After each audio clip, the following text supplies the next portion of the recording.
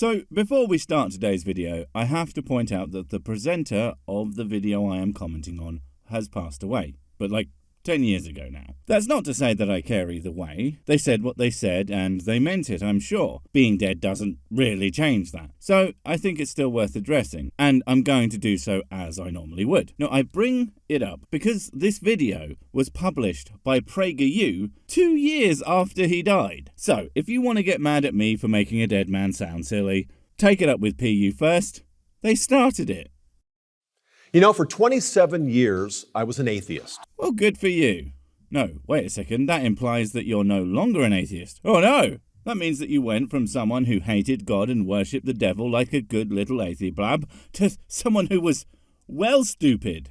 I thought anyone who believed in a god or gods was, well, stupid. See, he agrees. But seriously, I've yet to encounter a former atheist who was an atheist because they had actually considered their position on God, rather than someone who just heard religion am done once and decided that was the entirety of their worldview now, and was obviously the same for all athebabs. And then once finding out that there was actually more to religion than that, they immediately had to believe it, usually because something like Pascal's wager or something to do with big numbers. I'm happy to be proven wrong on that point, but then again, what do they say about exceptions and rules? Or uneducated, naive, gullible. I mean, don't get me wrong. There are atheists who think that, but most folks know that theism is an earnest position come to for various reasons. So basically, you're saying that you were what everyone agrees is the worst kind of atheist. So not gonna lie, they're welcome to you. I'm sure you didn't become the worst kind of theist. That never happens when people go from one extreme to the other.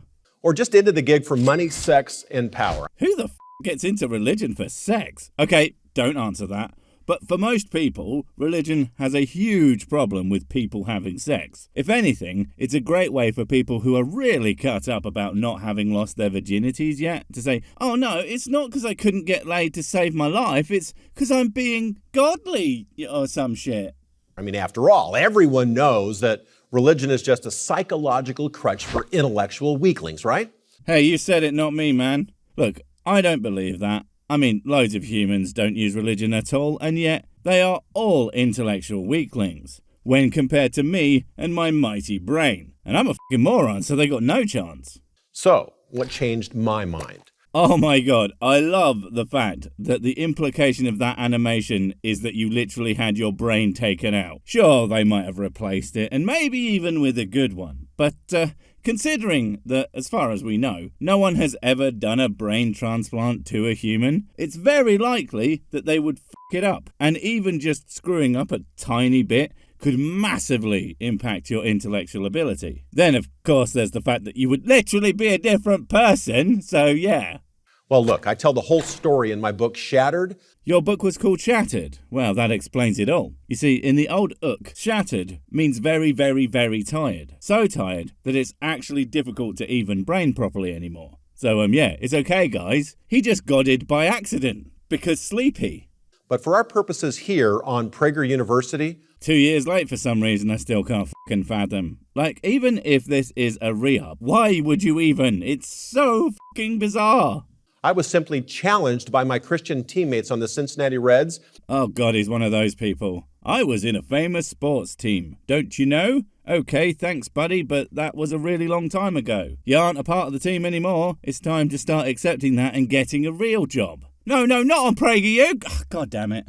To read some religious books, critique them, and then share with the guys where the authors were wrong. That's a terrible way to get into a religion, because it means that you're going to have to do that for literally every single religious text ever. And any of them that you can't do that for is somehow going to be just as correct. Or maybe you just aren't someone capable of doing that. You ever consider that? I just don't understand why someone would rather believe something nonsensical than admit that maybe they just aren't super smart. Fuck me. And why atheism is the only real and true outlook for anyone, not deceived by fantasy, fiction, or mythology. Well, that's an extremely unfair question, and also completely misses that if atheism turns out to be a non-starter, that doesn't automatically make your thing true. In fact, it makes the God selection way harder, with even higher stakes, because now you know God real, but you have to pick the right one. Because like most of them are really pissy little assholes, and now you have literally no excuse for not knowing. I mean, for someone who wants to base their beliefs and values upon evidence and argument, not emotion and tradition. Okay, is that what you wanted? Because from the sounds of it, what you wanted was to be the smartest man in the room. But I'm not going to lie, it sounds like you probably weren't that. Like at all. I mean, even accepting the challenge proves that you couldn't see the multitude of ways. It was an incredibly flawed way to make a decision about f***ing anything. Not good, man. Now look, simply put, I set out to disprove theism, which I didn't think would take very long. What? Seriously, that's an amazing sentence and an absolute admission of utterly staggering ignorance. Because look, I run a channel dedicated to discussing the flawed arguments of various worldviews. I would never seriously presume to refute theism as a concept, not only because that's a monumental task, but also because the very nature of theism tends to be unfalsifiable. These are ideas that are designed to be impossible to refute, because they are about personal experience and not verifiable fact. And that you didn't know that, as a 27-year atheist alumni, proves that you weren't exactly very good at it. But I ran into some difficulties along the way.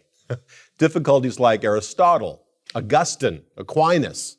Some old arguments, oh no, and ones that certainly have never been repeatedly refuted over and over again. That's not to say that they weren't smart guys, but that also doesn't mean that they were in any way, shape or form, correct about that. All this really says to me is that you became a god boy because you didn't have access to refutations of their claims, because you certainly didn't have the capacity to do so yourself. Doesn't make them right. I mean, in simple terms, I was confronted with the awareness that there are really 4 big bangs that have to be accounted for, not just one. What the f***?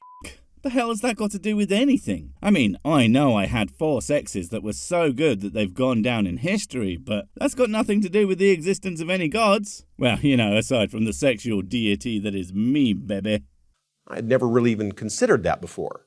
Yeah, because it's fucking stupid and not a thing that anybody who knows anything about anything would ever say. The Big Bang is a very specific claim about how the universe expanded after it started. And to say that that happened 4 times to anyone's understanding is asinine at best.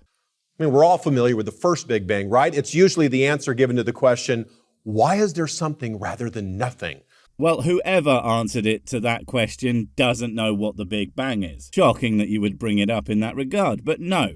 Again, the Big Bang is the expansion of time, space and matter. It's the thing that happened the very instant after the first thing happened. That's like saying that the explosion of a bomb is why its own detonator went off.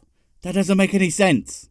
It's the idea that there was nothing, it popped, and boom, there's something. Hey, that happened to me the other day. I was just sat there and pop, the room fucking stank. It must be some kind of magical miracle that made the room very smelly out of nowhere. Certainly not just the fact that I'd had 20 litres of curry about an hour beforehand. No. Time, matter, and space all came into existence in some great cosmological flash about 16 billion years ago. There was no gradual development, no transitional forms, just a binary flip. What was that about transitional forms? Oh, don't tell me he's going to go all creation idiot on me. I knew the guy said the big silly, but I don't think that there are many sillies bigger than creationist shit. It's like silly cubed. A metaphysical, now you don't see it, and now you do.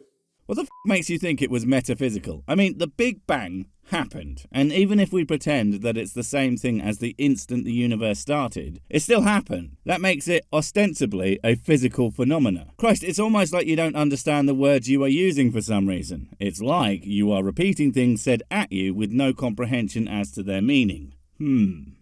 Fine, I want to follow the evidence wherever it leads. However, astrophysicists tell us that this first Big Bang yielded only a handful of fundamental elements, and that it would take billions and billions of years for the nuclear furnaces of trillions of stars to yield the 118 elements in the periodic table. So I let that play on in order to really make you understand what fucking forever feels like, because, yeah, that's a really long time. I don't see how that's a problem. The way you said it makes it sound like you think it is, and, well, it isn't. Hell, for most religious people, it isn't really a problem, as long as they are the it's not supposed to be taken literally sort. But the first theoretical cosmological Big Bang, well, it only yields matter and energy. It doesn't even begin to address the origin of life. Why the would it? That's literally not what it's for. Oh my god, you frickin' people and your, hey, this scientific principle doesn't explain unrelated phenomena. It must be dumb. Shit. Yeah, we know it doesn't. It's not supposed to. That's only a problem if you have no goddamn idea what you're talking about. So, how do you get life from non-life? How did abiogenesis occur? Oh my god, that little thought bubble. That's totally a roast of the audience, right? I mean, they're trying to show that they are in tune with their audience. Abiogenesis, that's a big word, and it scares me because I'm thick as shit. That's what PragerU thinks of their audience. At least we agree on something, eh? I mean, the notion that something can come from nothing. Where's the evidence? I think the quote-unquote evidence for something coming from nothing is the Bible, because that's what you believe. Abiogenesis, on the other hand, is literally not something coming from nothing. It is one thing changing into another type of thing. Honestly, it's staggering how bad you are at this. Well, you're going to need another something from nothing leap of faith, some kind of biological second Big Bang. Why is it a Big Bang? What the hell makes that a bang? I mean, the Big Bang itself isn't even an accurate term, it's just one that we use. But what's bang about amino acids forming and clumping together, etc.? Also, what the hell has any of this got to do with your Bible being wrong? Because wasn't your inability to do so why you became a god boy? Got some bad news for you, mate. It's actually wrong. Like, constantly. For all the mind-blowing advancements we've made in physics, biology, and chemistry in just the past 100 years, we're still no closer to making it happen. We don't have a clue. Okay, let's for argument's sake say that scientists have literally no idea how life could come from non-life. I mean, they do know that, but let's just say that they don't. Your argument is that because they haven't found it in the last 100 years, that they won't ever do that. Like what? Seriously, what even? The closer we look, the wider the chasm. Wrong.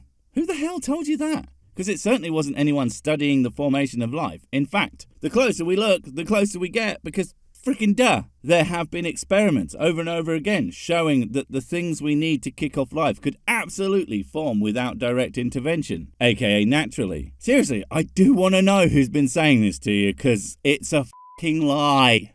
I mean, sure, we've learned a lot about how to manipulate life forms, how to add and subtract DNA material, even map the human genome, but I mean, sure, we have discovered infinitely more about what life is and how it works than we had in the last literally forever. But that's obviously stopped now because I don't like where it's going, and it's really going to make everything I believe sound kind of dumb. So please, Mr. Science, can you just let it go so we can get back to our caves and not have to do all this thinking about what we believe shit? It's exhausting.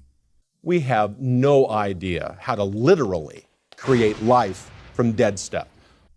If that's the way you meant it, we've been doing that literally for years because, you know, medicine and technology is a thing. And humans are getting pretty good at it. In fact, it's getting kind of annoying, really. I mean, I want to destroy the world, and the humans are constantly trying to stop that. Never get what I want. Now look, at this point, we still only have physics, chemistry, and some basic biology, or matter, energy, and simple life. I mean, we have a simple life, all right. It's talking to me on this YouTube video, Christ. If you will, but we still don't have a way to account for the great diversity of life forms. Are you fucking kidding me? Yes, we do. It's called evolution, you fucking great big pleb. What the hell is going on? You know, when you did your whole trying to debunk theism thing, did you at any point pick up a science textbook? All right, I get it now. All you did was let morons tell you what science said, and you thought, well, that sounds dumb. Science must be wrong. And then never thought about, I don't know, checking yourself. I mean, the huge differences between bacteria, plants, and animals.